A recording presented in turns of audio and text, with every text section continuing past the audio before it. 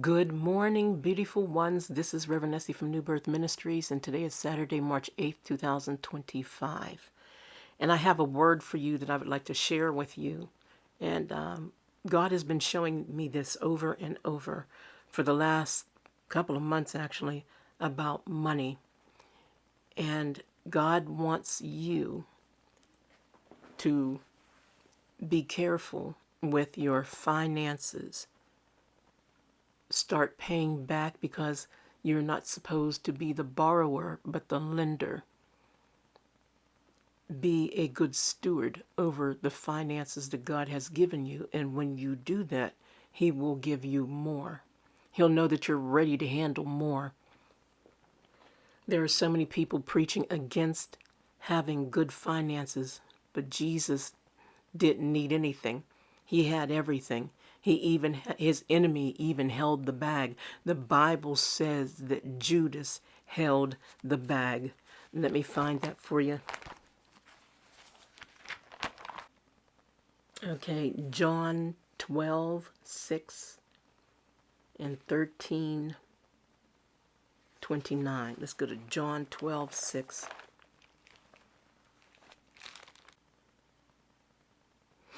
It says, we'll start with verse 1.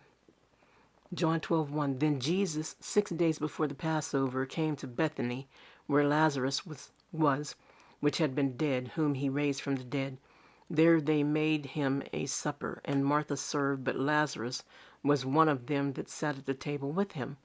Then took Mary a pound of ointment of spikenard, very costly, and anointed the feet of Jesus, and wiped his feet with her hair, and the house was filled with the odor of the ointment. She didn't care. She was anointing. People didn't realize she was anointing his body for burial. Everybody else saw it as money. So you have to be careful how you see money in your life. Then said one of his disciples, Judas Iscariot, Simon's son, which should betray him. Amen. Why was not this ointment sold for 300 pence and given to the poor? See, he's looking at it the wrong way. Give your money to Jesus first, and He will give back more than what you can handle. You'll have to give it to other people. That's a word for somebody. And it says in verse 6, this he said not, that because he cared for the poor, but because he was a thief and had the bag and bare what was put therein. Judas had the bag. Amen. Be careful how you use your money. And the Lord has been showing me lately Bitcoin and Dogecoin and things like that. I believe in my heart, I believe the Lord is showing me to prepare, because something is coming down the pike very soon that is going to eradicate the American dollar.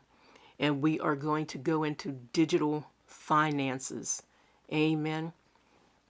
Prepare yourself for that.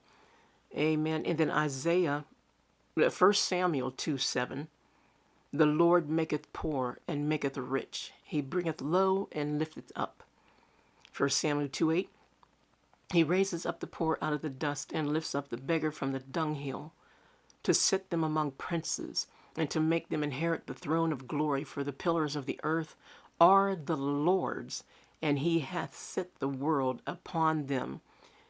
1 Samuel 2:9.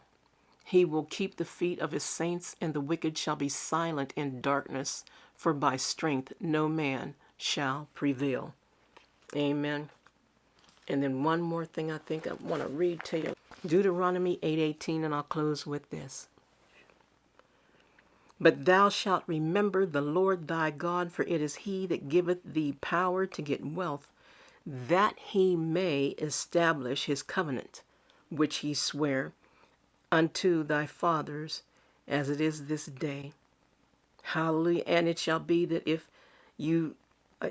thou do at all forget the Lord thy God, and walk after other gods, and serve them and worship them, I testify against you this day that you will surely perish. When God blesses you, the prophets are all giving this to you ahead of time. God shows us things ahead of time before anybody else hears or sees of it.